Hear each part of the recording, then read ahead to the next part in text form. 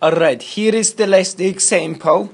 And it's asking, okay, so it says, suppose g of x is the piecewise function, I don't know if I spelled piecewise right, piecewise function with the graph below, and they give you that the integral from 2 to 4 of g of x is 3.11.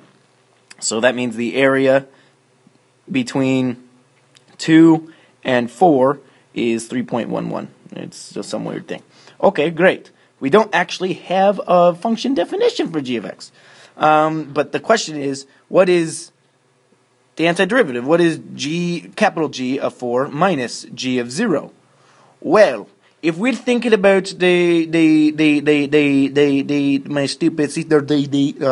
we're thinking about the second part of the fundamental theorem of calculus, we can say, like, ignoring the graph, I know for a fact that g of 4, capital G of 4, minus capital G of 0, that's going to be the integral from 0 to 4 of little g dx, right?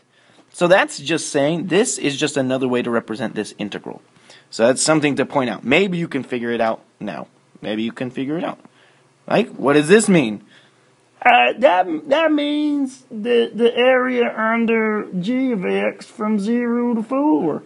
Yeah, it's the area. It means this area plus this area.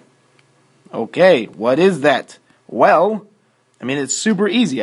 We could split this up even further because they give us something. But we could split this up from 0 to 2, right? The integral from 0 to 2 of g of x, that's just the area underneath g of x, from 0 to 2, plus the integral from 2 to 4 of g of x dx. I mean, we don't really have to write this down, but I know this is true, because that's one of the properties of integrals. You can split up the integral halfway. There's a value in between, you put it in between. Okay, so there's that, except for look at that. That's amazing. That's what that is, right? 2 to 4? Yeah.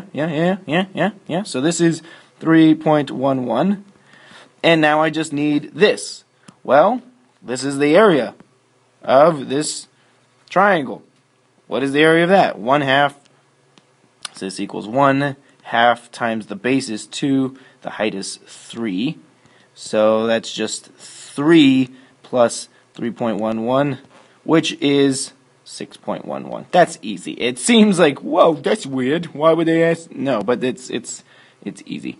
That's the end of that video. You only need one example for that. It's simple. You just got to interpret it correctly, and then you're good to go. Goodbye.